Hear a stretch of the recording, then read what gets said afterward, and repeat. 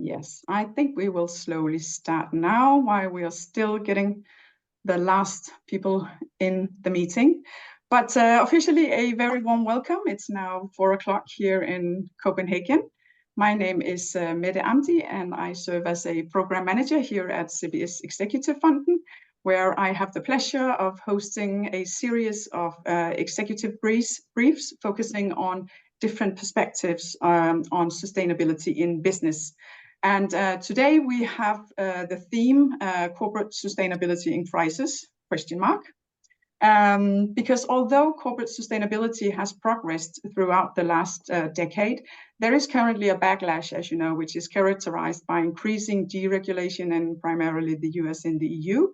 And therefore, during the next 45 minutes, we will be discussing the current state of the sustainability agenda. And I am so happy that we have with us today the big privilege of being accompanied by two very strong voices within the sustainability area. We have Andreas Rasche and Georg Kell, who will debate during this session whether sustainability is indeed in crisis and what companies can learn from recent developments, and on that, where discussions may be heading.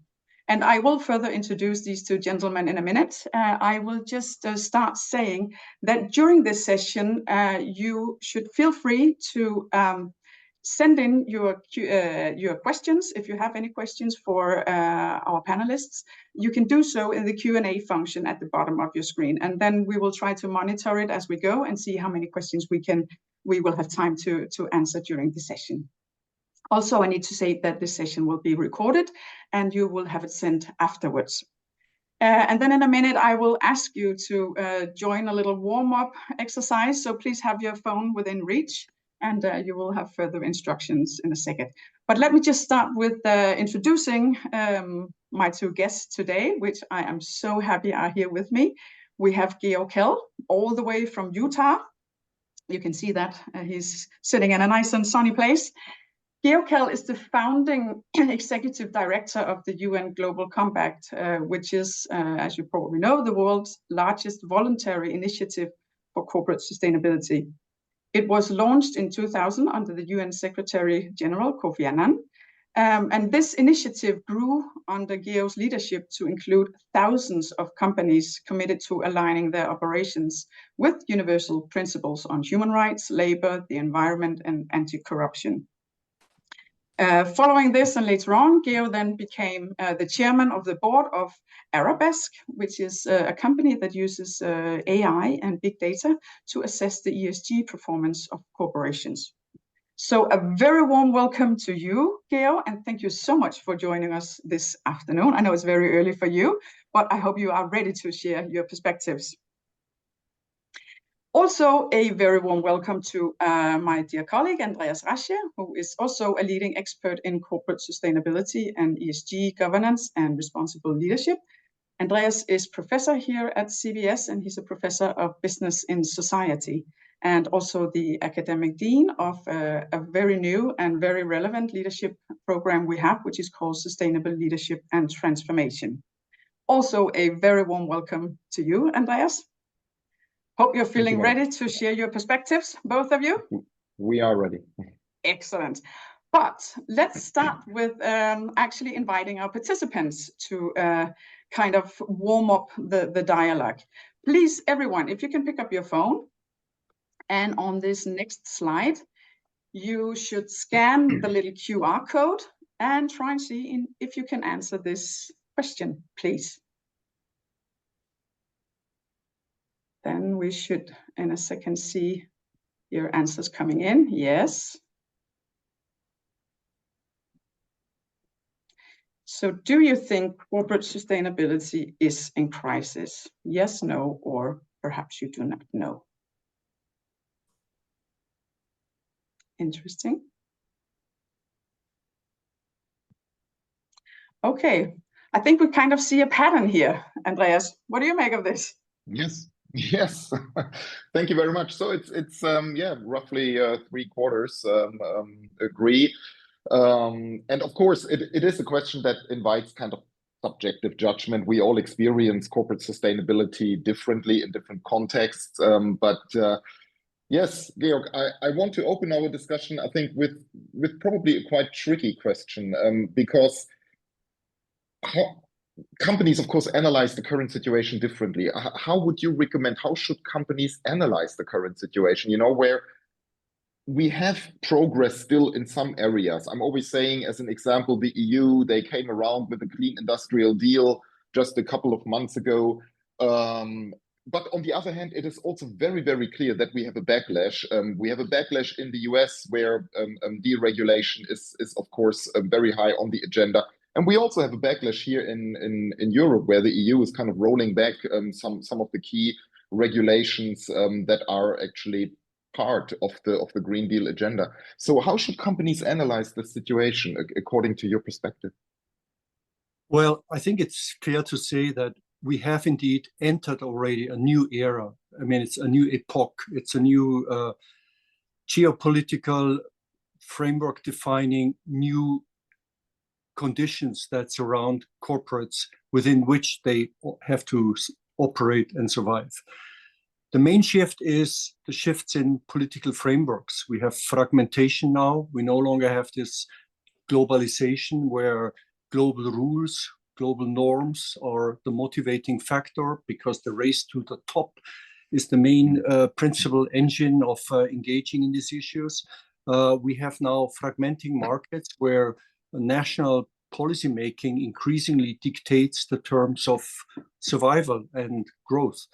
And this is a very tricky environment within which one has to reshift and rethink how to balance short-term necessities to survive with long-term goals. So within this complex setting, I would argue the main new way of looking at things is multidimensional analysis, with political affairs clearly being a new, very important perspective in analyzing the situation, especially for short term.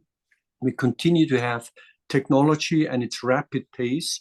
We never should underestimate. It's here to stay, and it's not slowing down. So analyzing those shifts as well, obviously the fundamentals in economics, and then the societal changes overall. Then if you analyze it from a bird's perspective globally, we see a really fragmenting landscape.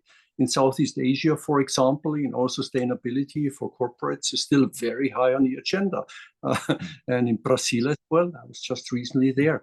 So we have to see this differentiated picture now.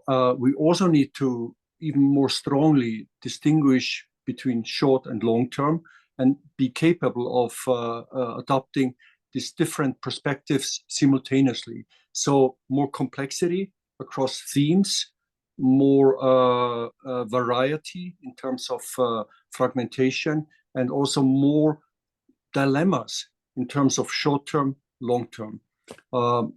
Basically, at the bottom line, I would argue it's not difficult, because if you sort out the short term tactical moves from the long-term strategic imperatives, it's very clear that the fundamentals that drive the sustainability agenda are fully enforced still. They haven't slowed down. On the contrary, Mother Nature is not slowing down in its reaction to human activities. Technological change is not slowing down.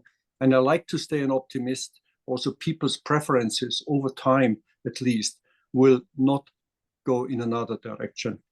So in a nutshell, it's more complexity, more uncertainty, and more variety, all of it. And I fully agree with you. I was particularly struck by you saying, I mean, this requires multi-dimensional analysis. And do you think corporates are ready for this? I mean, in terms of this analysis, because inevitably this could put geopolitics and sustainability much closer together, right? I mean, we cannot just have this isolated sustainability unit anymore. You really need to integrate things within the company. And I mean, from your experience, also judging, do you think we are there yet? Also in terms of internal structures, internal mindset, also. I think the good news is that over the past 2 decades now, the journey of integrating sustainability into organizations has progressed quite well in many parts of the world. And that's good insofar as for many corporates at the leadership level, sustainability challenges are part of the day-to-day mindset already. Yeah? So that's good news. And I dare say that Nordic countries, in particular Denmark, actually has been leading on this trend. I will never forget when one major Danish company already 10 years ago told me, we have abolished our corporate responsibility unit because it's now part of the leadership challenge. That was a decade ago, yeah. But obviously not all CEOs, not all boards, not all senior executives are attuned yet, and there's still a huge demand and need for supportive and accelerating activities. So partially yes, partially no. The major, think back, government affairs used to be a sleepy, cozy function within corporate activities, analyzing regulations, trying to lobby here and there, because markets were basically based on a rule-based system. Now, rules are changing almost on a daily basis, not just in trade, and the rationale has changed. Trade is no longer there to advance economic benefits necessarily. It serves as a tool for exercising power. So it's a whole new different world as well. Yeah? So even within existing functional activities that actually are now more important, we see a huge shift in its content, in its meaning. So also the functions themselves are changing. So we need to learn fast as well. Partly companies are ready, I think, but many gaps out there. You co-authored a recent article in the Harvard Business Review, which we will also kind of distribute together with a recording of this webinar. And in this article, you talk a lot about kind of short-term and long-term effects, right? You kind of say, so what we're seeing right now is kind of short-term, but in the long term, actually, it is almost inevitable, you know, that sustainability will be prioritized again. Can you explain a little bit what brought you to that conclusion? It's a very optimistic one. Yeah, no, it's a very realistic one, I would say. Actually, it doesn't take much to recognize that. And in simple words, there's a phenomenal article recently in Foreign Affairs which argues that political power trumps rights. Yeah? But you could also counter with the headline, Mother Nature trumps political power. So, I mean, climate change doesn't stop. We all know it. Climate scientists remind us. We can observe it. We can feel it. We can see it already. We see also a shift in price signals already happening. Very few economists have taken notice so far, to my surprise, but it's quite systemic and it's here to stay. And it basically signals that the impact of nature on the economy is bound to, bring a major realignment of valuations with it. And companies prepared will clearly be better off.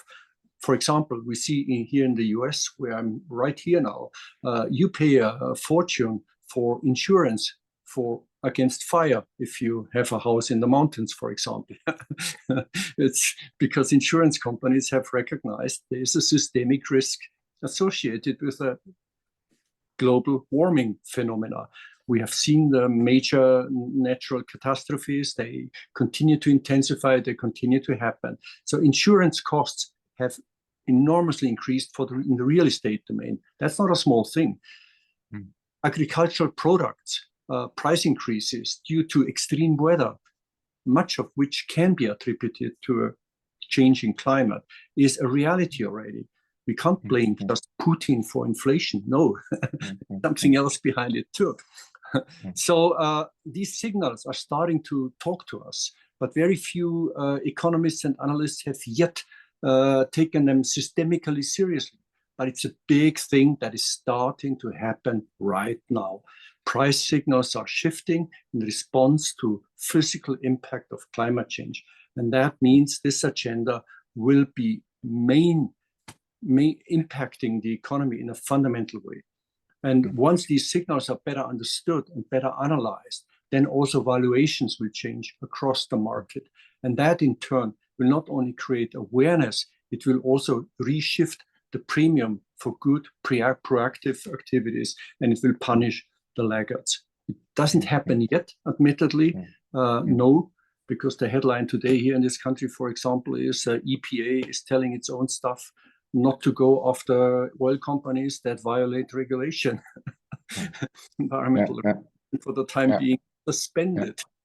Wow. You take a big battle here. You have worked with many companies and also as head of the Global Compact. I mean, you've seen a lot over the years, and I want to shift our discussion a little bit towards the response strategies, towards what is happening right now. Just to give you an example, what I see with European companies is that, for instance, communication is adapted more towards regional trends. So I've seen companies who basically say, look, we communicate sustainability differently in the US than we do in Europe. And this is simply for compliance reasons. So, and then I've also seen quite a bit of companies here in Europe who are basically in a wait-and-see mentality. And a lot of this is due to our omnibus process here, which rolls back some of the major regulations like the CSRD and CSDDD. So a lot of companies are quite hesitant to act right now. What would you recommend companies? What is a good strategy for the moment to cope also with this problem, you know, that we are getting mixed signals? On the one hand, you know, politicians telling us this entire thing is still important, at least European politicians telling us this. We have a fragmented global landscape, and on the other hand, still we have backlash. What to do? Yeah, I think this localization and adapting to specific regional or country-specific circumstances is a necessity, and we have to live up to that. There's just no way around. The world is no longer uniform as it was. Many like to believe after the break of the Soviet Empire for these 30 golden years. The world is now local again. And local cultures, local values do vary to some extent. So we have to adopt there. There's just no way around here. And this is the majority also of the people speaking. That's another flip side of the coin, by the way. We have to respect to some extent. So localization is clearly a new imperative. But localization doesn't mean you abandon your global values-based ethical concept. On the contrary, that's, I believe, where, for example, the Global Compact comes back again, because there's now a demand for values that connect rather than divide. Because what we see is not only a fragmentation between countries, but also a fragmentation within countries. We have these huge opposing camps in so many countries.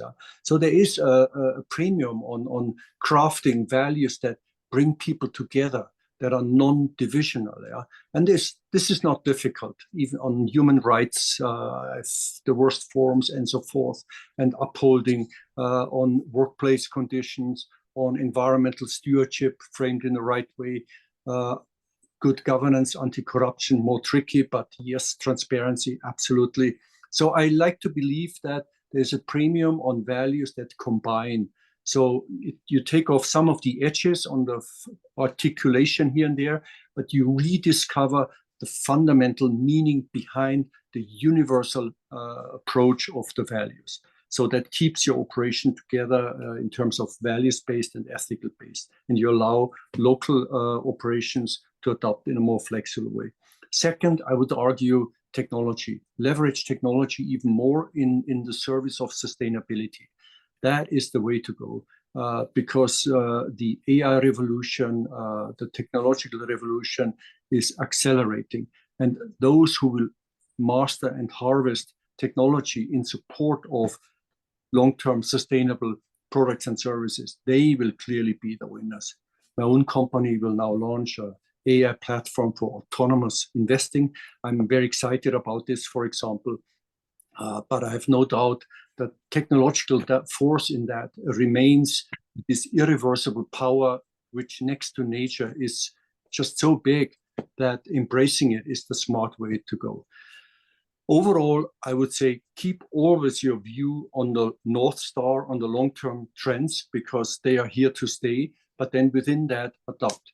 Pragmatism, yes, Willingness to play with language, absolutely. Language is the codified understanding of our current value system, but never ever abandon the universality, the fundamental principles and the meaning of what is behind it. Once you do that, I think you are on a slippery slope. And sadly, I must say, many corporates are quite spineless in this area and giving in very, very easily to superficial pressure. And I don't want to name names here, but it shows on the one hand, you can understand, you want to survive, you want to thrive, but that shouldn't mean selling out and abandoning. Because once you do, you're gone. It's very hard to come back, I believe. Certainly, and that this kind of difficulty of regaining things is also fully backed by research in this area. Just to the audience, of course, please come with questions. We already got some, and don't hold back your questions. We are happy to engage with them. Actually, some of the questions go in the direction, and I want to ask you for your opinion, Georg, because you've been with this field for so long. I mean, you've seen it all. What do you think about this kind of omnibus process that we have here in Europe? Because some of them are kind of asking, some of the participants asking this question. We are rolling back some of the regulations that were actually just agreed upon very recently. For instance, the due diligence directive, the reporting directive. So, what's your take on this? Is this a winning strategy for Europe? Andreas, please, let's maintain our good friendship over the decades. What I'm going to say now may not be well received by everybody. I personally never believed that through accountancy and legal regulatory frameworks alone, you can change the world. Systemic change requires societies to play along across the board.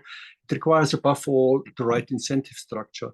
And policymakers cannot outsource the responsibility to lead into a future by imposing something on the private sector which they themselves cannot deliver. I make these overall remarks just to bring back the basic understanding. What's the role of business in advancing societal goods overall? They should and they can reinforce the good efforts. That's why transparency and accounting for externalities is an extremely helpful and important function, but they cannot by themselves or just with the regulatory approach change the world. And this mismatch between lack of policy frameworks that truly enable and reward sustainable practices on the one hand, and the imposition of regulations to compensate for it has led to tensions, I believe. If in an exaggerated way, put it differently, if corporates were just regulated in the absence of policy frameworks that support sustainable practices, then corporates would either go bankrupt or they would be induced to cheat and do what's called compliance optimization. Wharton Business School runs courses on that. I heard that as well. So I'm always saw the regulatory disclosure part as a complementary tool, not as the main issue.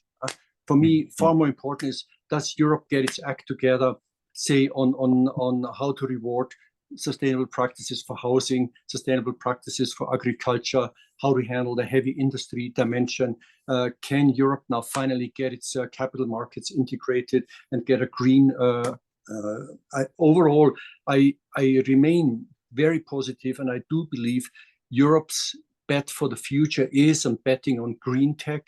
It is on betting on showing the way forward on decarbonization. Absolutely. The world continues to look to Europe on that, and the demand for such products and services will increase at some point again for the reasons outlined above.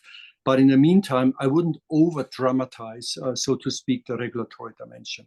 I personally, as an engineer, I have always felt that this fine calibration on the disclosure is a total delusional approach to promoting progress.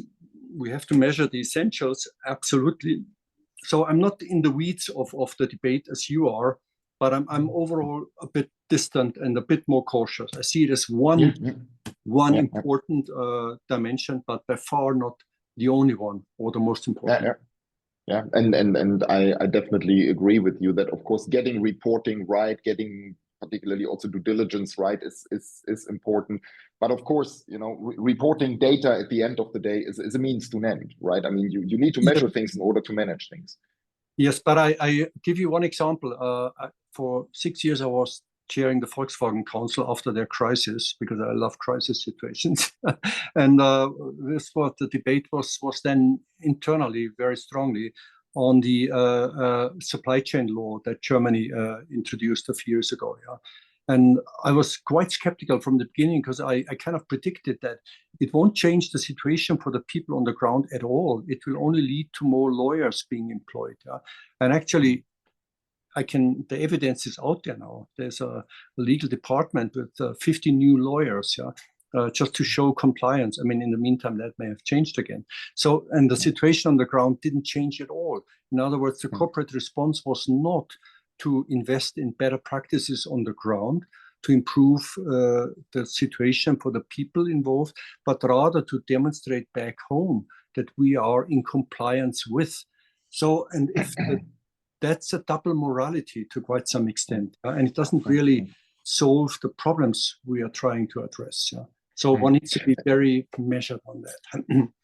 And this is something also echoed by many people. You kind of say we really need smart regulation, right? I mean, regulation that at the end of the day really creates a difference for the companies, but most of all also impact on the issues. There's an interesting question here by Simona, and she asks, what incentives do you think are missing at the moment to support business transition to more sustainable practices? So it's a question about incentivization, probably I assume on an individual level. First of all, I would say taxing the bad is absolutely missing. Just taxing the bad would make a huge difference across so many sectors. Fuel-intensive activities, high pollution activities, they should be taxed much higher.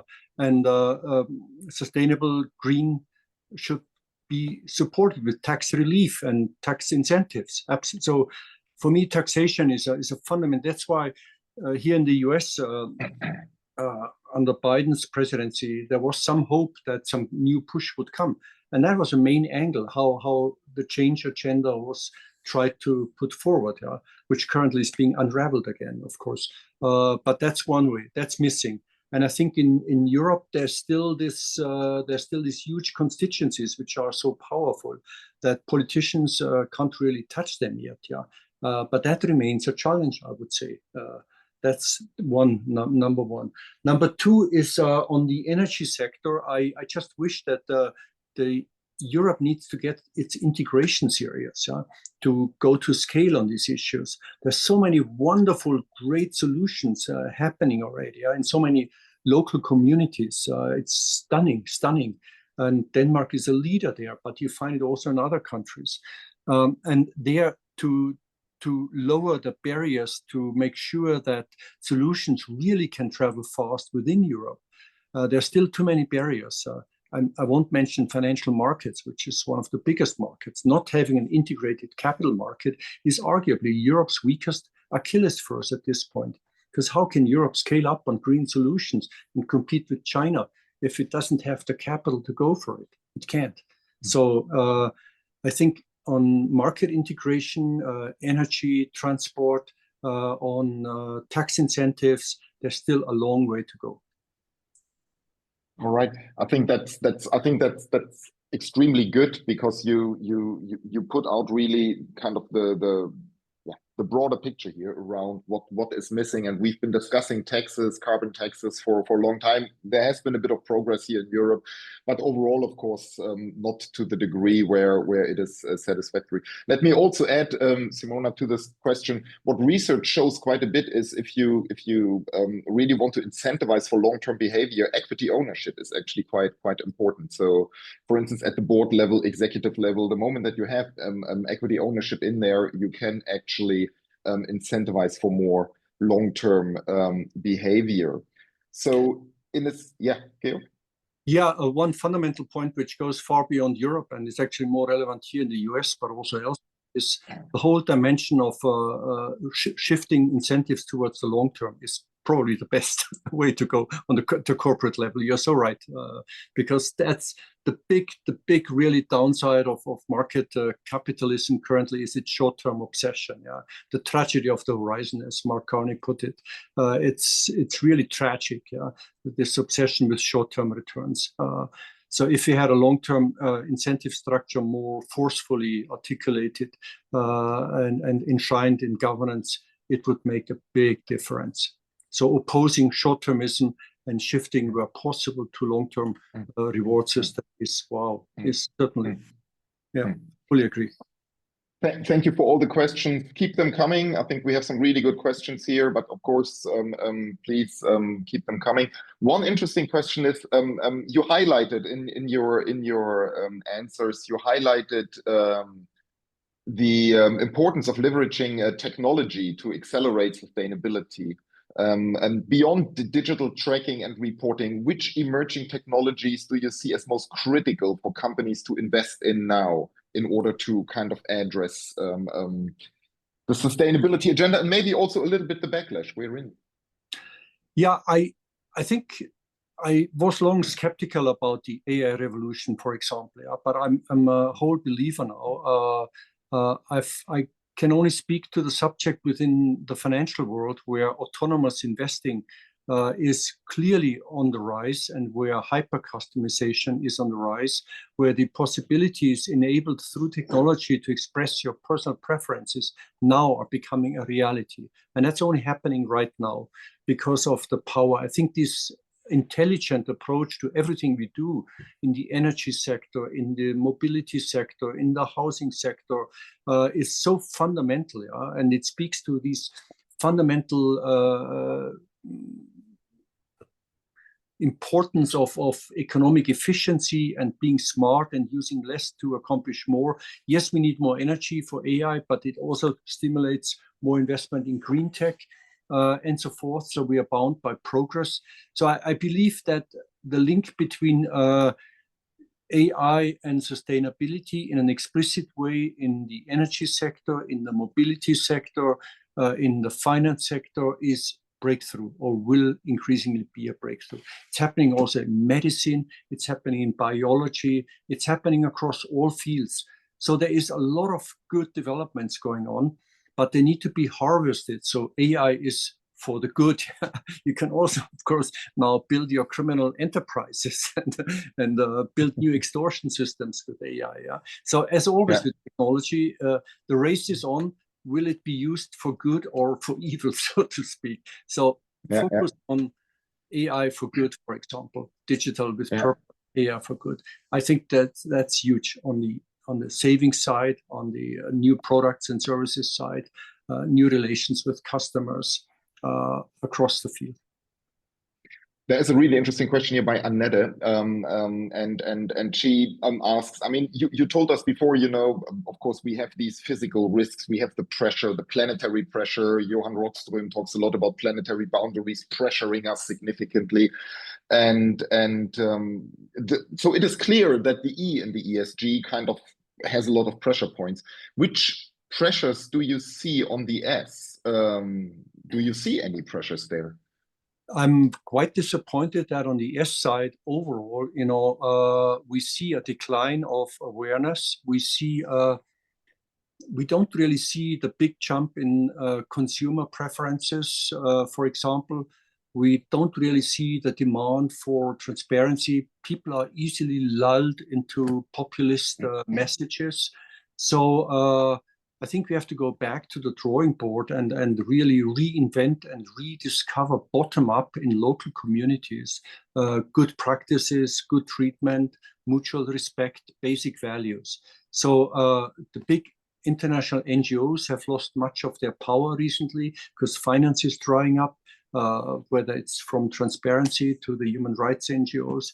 The political frameworks have become more dominant. Militarization has squeezed out other social issues at this point in many regards. because the fundamental questions of peace and war are overshadowing many other concerns. So on the social side, I think there is currently a lot of uncertainty, a lot of fear. It depends on the communities and where, obviously. But I would agree that there is a lagging behind on these issues, on the workplace conditions, for example, on the worst forms of child labor, for example, on human trafficking, on extreme forms of corruption, and so forth. Absolutely. The dark sides are on the rise. There's no doubt. And I think maybe pressure from the S would, at the end of the day, also be normative pressure. Maybe it would be kind of values-based pressure, you know, that we are not losing or shouldn't lose our moral compass. I know that is a bit naive, maybe thinking, and some people might call it naive, but I think values play a significant role here in this debate, particularly on the S side. Of course, they also play a role on the E side, but I think some of the pressure could be internalized pressure, you know, where we have a certain commitment towards values, towards principles, a little bit, you know, what Kofi Annan was talking about, actually, when it came to the foundation of the Global Compact. Let me move towards, I mean, there are so many great questions here. Thank you so much for keeping them coming. Georg, you suggested that large companies and leadership remain, that large companies and their leadership remain invested in sustainability. What about mid-sized companies, which are the backbone, for instance, here in Europe of the economy? Isn't the current regulatory rollback and political messaging encouraging them to forget about sustainability? So how do we keep them engaged? Yeah, that could be actually a real challenge now, because pragmatism governs the day these days, and they may actually feel a bit relieved to some extent not to have the burden of paying attention to issues they're not very familiar with. That's one way of looking at it. On the other hand, if you point out where the market is actually rewarding you for what, and that sustainability is in disguise hidden under other pretexts, then actually you awaken the appetite. So I think stressing there is the materiality dimension. We have long lived through this journey from morality to materiality and back again. I think both dimensions are important, but the materiality dimension of sustainability is clearly on the rise. Yeah?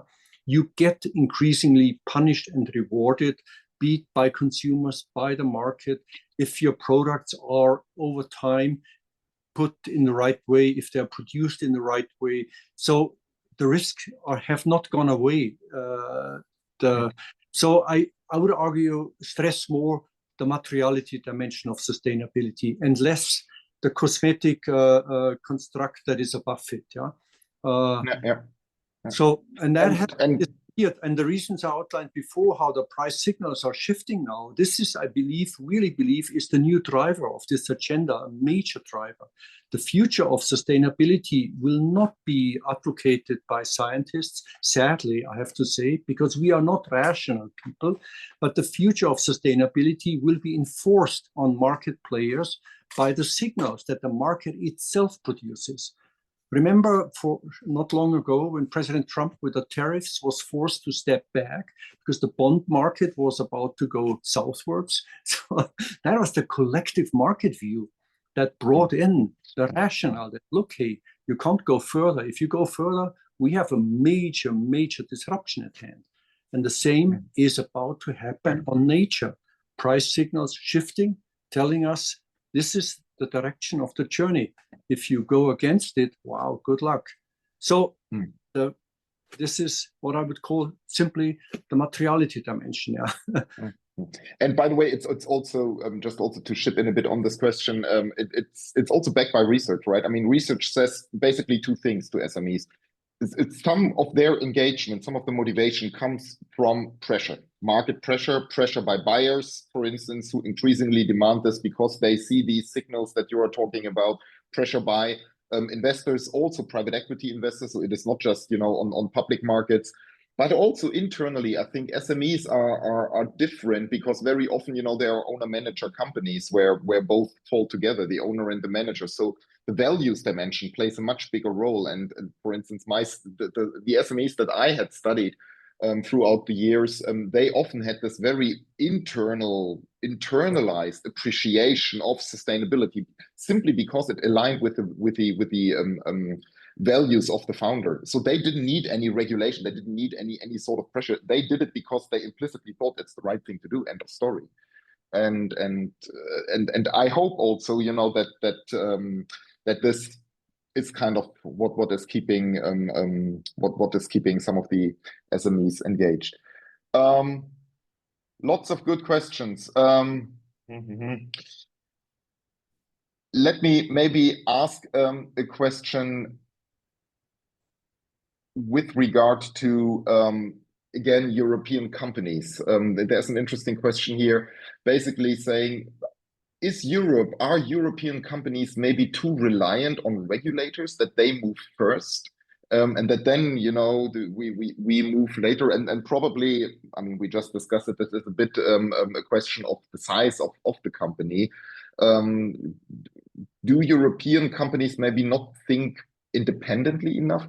That is the question.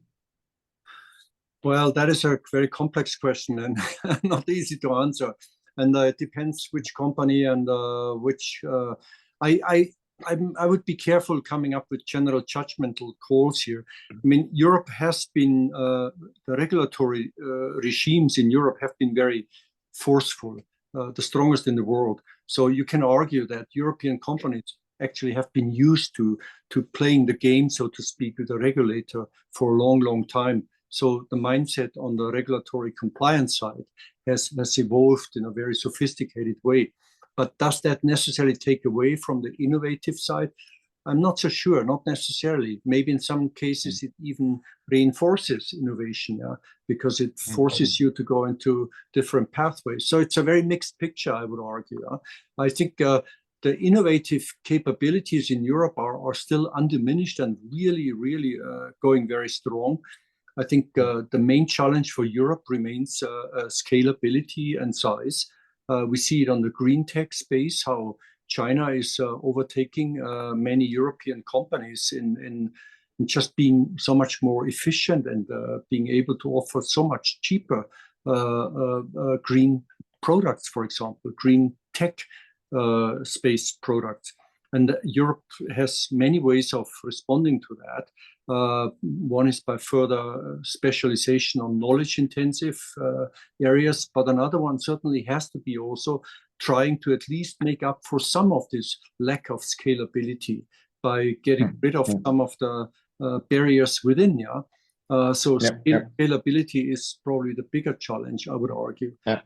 But the mindsets, the big asset is the many small and medium-sized companies who are quite fiercely independent, who have a tradition of pride and values, as you pointed out, and of creative spirits as well. So I would rely on them, and Europe does. And that is, I think, the strength of Europe, a big strength. Last question, Georg. There are many questions. I'm sorry that we cannot answer them all, and with a request for a very short answer, because I know that Mette wants to close on time. What do you think is the right narrative to introduce into public talks to make sustainability desirable? It's a question by Julian. Yes, I would speak about the economic relevance of the activities you're doing that are supporting sustainability, rather than explaining sustainability as an abstract concept. So be as concrete and business-oriented as possible, and stress the cost advantages, stress the innovative capabilities, stress the motivating factors for your employees, stress the value dimension of what you're doing, but don't deviate too much into abstract talking. What exactly is sustainability and how do we define it? But it's the business, the core business, and its materiality dimension. And if you project that in a strong way, then you're much more compelling, and I believe, than purely in a theoretical debate. Thank you so much, Georg. As always, big pleasure talking to you, and it's been really enjoyable. Thanks also to the audience, and with this, I hand it back to Madam. Well, also, of course, from me, a very warm felt thank you, both to you guys and also, of course, to our participants. And on behalf of the entire planet, thank you so much for doing a difference. And I hope you will definitely keep up the good work out there. Also, I want to just let you know that if you are a senior leader and you would like to explore more on how you can actually develop your capabilities within nourishing the entire organization to become more sustainable, we have developed this, may I say, fantastic program with, amongst others, Andreas and other thought leaders from all around the world to actually we made these programs to mobilize senior leaders to integrate sustainability into core strategy and operations. And it starts in September, and I will, of course, send you a link if you want to know more. It is a unique program, which you should definitely check out, we hope. Also, I want to say that we will be back after summer with more invitations for these briefing sessions, and I hope you will join. And also, I know that Georg has written a very nice article that I will distribute to you as well, together with the recordings during tomorrow. So again, thank you so much, all of you, and keep up the good work out there. Thank you. Bye. Thank you very much.